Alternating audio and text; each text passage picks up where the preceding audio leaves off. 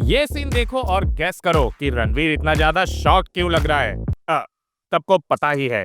तो ये सीन देखो और गैस करो कि ये कैरेक्टर कौन है, इसके दिमाग में क्या चल रहा है। ये भी पता होगा। तो ये सीन देख लो, इसमें ये आदमी इसको भी जानते ही हो। तो ये वाला देख लो, इसका तो आपको डायलॉग भी पता होगा। अबे ये तो पेट्रोल है बे, हाँ? तो मैं सीधे पॉइंट पे आ जाता हूँ कि ये ऐसी फिल्म है जो रिलीज के कुछ टाइम पहले तक किसी को पता भी नहीं था और ट्रेलर आने के बाद इतना खतरनाक बवाल कर दी कि अब लोग बात करना नहीं बंद कर पा रहे हैं। और ऐसी डार्क फिल्म जो इतनी रीवॉचेबल है, हर कोई बार बार देखते जा रहा है डिस्टर्बिंग होने के बाद भी, ये है धुरंधर। मेरे डार्क दुखी सीरीज में शायद सबसे एंटरटेनिंग फिल्म है ये, पर उसका ये मतलब नहीं कि इसमें डार्कनेस कम है।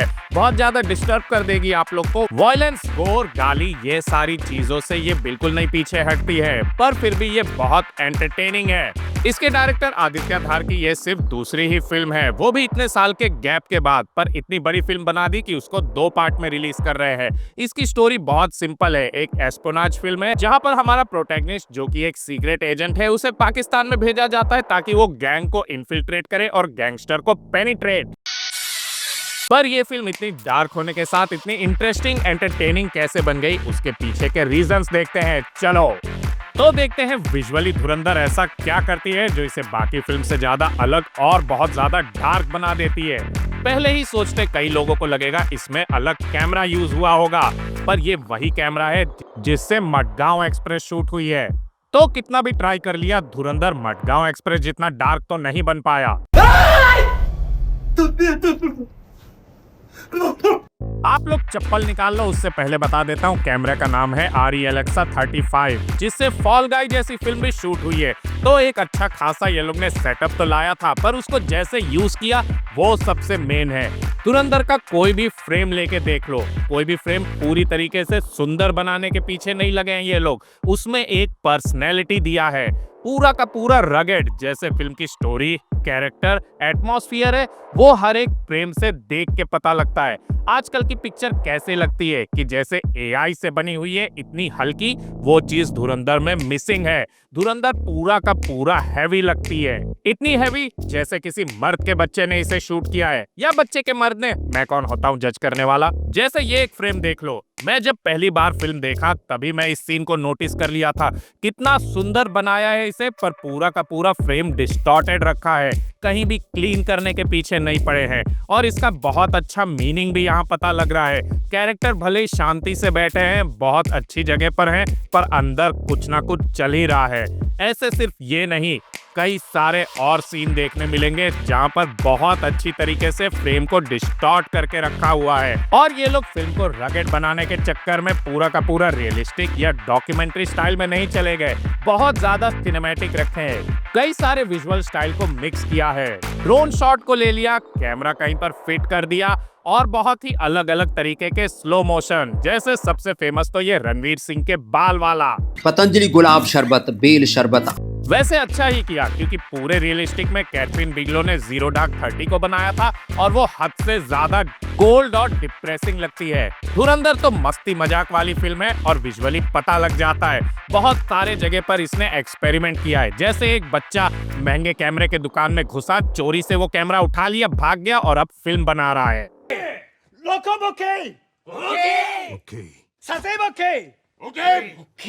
इस फिल्म की सबसे अच्छी बात है, अपने टोन के साथ ही अपना विजुअल स्टाइल चेंज करने लगती है। कभी भी देखो, अगर इसे सिनेमैटिक बनना है, कैरेक्टर अपने आप को खुद सोच रहे कि वो फिल्म में है, तो इस तरीके के सीन आ जाएंगे। और अगर कैरेक्टर की हालत टाइट हो चुकी है तो ये पूरी तरीके से हैंडहेल्ड में भी चली जाती है। इतनी बिग बजट एक्शन फिल्म, पर इसे शूट किया है इंडी के स्टाइल में। वो लोग ने एक फिक्स रूल नहीं बना के रखा, जो पिक्चर के लिए जिस टाइम पे परफेक्ट लग रहा है उस हिसाब से शूट किया। ये चीज काफी कम लोग कर पाते हैं। और ऊपर से साल की सबसे बेस्ट कलर ग्रेडिंग, जिसको देखते ही नेटफ्लिक्स के अंदर का वॉन गॉग जाग गया था। नहीं दिखाऊंगा पीयूसी प्लीज, मैं नहीं दिखाऊंगा। बॉस शो तू जाएगा। अब बात करते हैं एडिटिंग की। 2 घंटे की फिल्म ही कुछ लोग ऐसा एडिट कर देते हैं कि आदमी पक के वहीं मर जाएगा, पर ये 3.5 घंटे की फिल्म और असली में देखे तो 7 घंटे की फिल्म थी, जिसको ये लोग ने इतना अच्छा एडिट किया है, पेसिंग इतनी जबरदस्त कि आपको पता ही नहीं चलेगा कब आप फर्स्ट फ्रेम पे थे और अचानक से पोस्ट क्रेडिट आ गया। अब ये बात तो एक बच्चा भी नोटिस कर लेगा कि ये फिल्म को कट किया हुआ है अलग अलग चैप्टर्स में। टोटल इसमें 8 चैप्टर्स हैं और मेरे हिसाब से चैप्टर रखना उतना ज्यादा जरूरी नहीं था, क्योंकि अगर टैरेंटिनो या किसी की फिल्म देखे तो बहुत नॉन लीनियर जाती है, इसलिए चैप्टर रखते हैं। पर एक बार अच्छे से देखो तो समझ में आता है हर एक चैप्टर में नया कैरेक्टर इंट्रोड्यूस हो रहा है। 5वें तक होता है और उसके बाद इन लोग का लफड़ा दिखाया है। और हर चैप्टर का स्टार्टिंग एक लैंडस्केप के शॉट से किया हुआ है, जो मुझे सिकारियों की याद दिलाती है। लगता है आदित्य धर की फेवरेट फिल्म है, क्योंकि उरी में भी इसने बहुत लंबा नाइट विजन वाला सीन रखा था, जो बॉलीवुड ने कभी रखा नहीं है। और ये सारे लैंडस्केप वाले शॉट सिर्फ पिक्चर को सुंदर दिखाने के लिए नहीं बताया, ये हर बार बताता है कि एक कैरेक्टर, उसका सराउंडिंग किस तरीके का है। एक्सट्रीम वाइड, फिर धीरे धीरे करके क्लोज में जाता है और कैरेक्टर को इंट्रोड्यूस करता है। ये टेक्निक से कैरेक्टर और उसका सराउंडिंग एक लगने लगता है। ये तो देख के ही लगता है जैसे बाहर वालों की पिक्चर है। और दूसरी चीज बहुत लोग ने नोटिस की होगी, जो कि है टेक्स्ट। कैरेक्टर के नाम, डेट्स और कई सारी इंफॉर्मेशन, यहाँ तक कि डायलॉग टेक्स्ट के थ्रू ये बताता है। घायल हूं, इसीलिए घातक हूं। पर इसमें एक चीज अलग कर रहा है आदित्य धर, सिर्फ कैरेक्टर का नाम नहीं बता रहा है, यहाँ पर कई जगह पर फोर्थ वॉल ब्रेक कर रहा है टेक्स्ट के थ्रू। यहाँ पर मैसेज दिया हुआ है, उसको तुरंत डिकोड भी किया है। कैरेक्टर एक दूसरे से तो बात कर ही रहे हैं, पर जब उसे ऑडियंस से बात करना होता है तो वो बिल्कुल भी नहीं सोचता, सीधे सीधे टेक्स्ट डाल देता है और हम लोग से बात करता है। यहाँ पर वो फिल्म का इल्यूजन ब्रेक कर देता है। पड़ोस में ही रहते हैं हम, कूदे भर का जोर लगा लो और बिगाड़ लो जो बिगाड़ सकते हो। सिर्फ टेक्स्ट ही नहीं, फोर्थ वॉल ब्रेक करने के लिए उसने रियल फुटेज भी यूज किया है। पिक्चर को शुरू हुए 10 मिनट भी नहीं हुआ रहता है और हम लोग ये सीन में देखते हैं रियल फोटो दिखा रहे हैं। मुश्ताक अहमद जरगर, अहमद उमर, सईद शेख और आपके भाई मौलाना मसूद अजहर। नॉर्मल फिल्म होती तो वो एंड में दिखाती, इसने क्या किया, सीधा फ्रेम पे लगा दिया, ऑडियंस को सीधे सीधे बता रहा है। इसलिए धुरंधर बहुत ज्यादा सोफिस्टिकेटेड नहीं बनती है, ये पूरी की पूरी सेल्फ अवेयर है। ऑडियंस को जब मर्जी चाहे बताती है ये रियलिटी है, और जब मर्जी चाहे बता देती है कि ये एक फिल्म है। Fourth wall break inside a fourth wall break. थोड़ा सा ढूंढने बैठो तो इतने अच्छे अच्छे मैच कट भी इसमें मिल जाएंगे।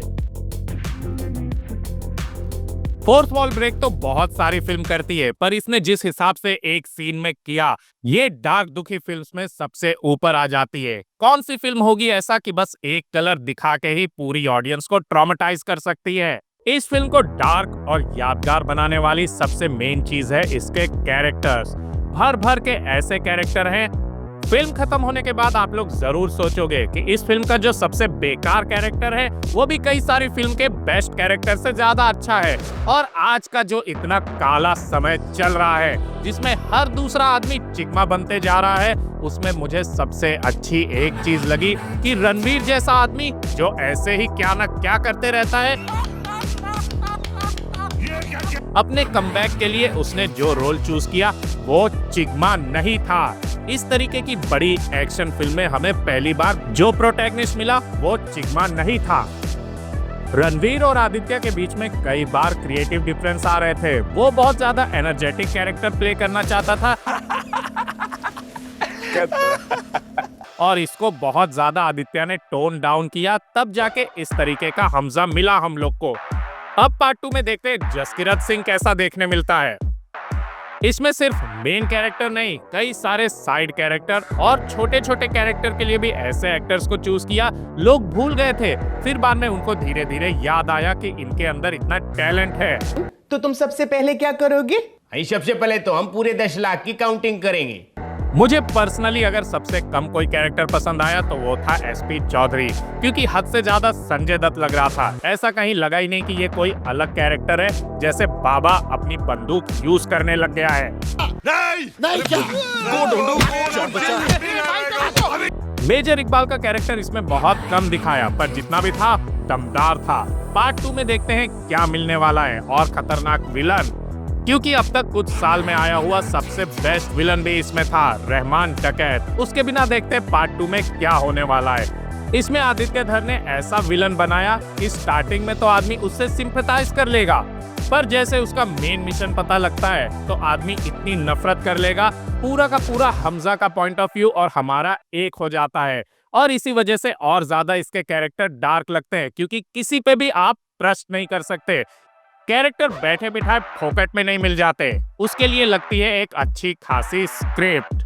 और इसकी स्क्रिप्ट की बात करें तो कई लोग इसे डायरेक्ट कंपेयर करते हैं किसी और स्पाई फिल्म से। ये भूल जाते हैं कि दोनों का जॉनर पूरा अलग है।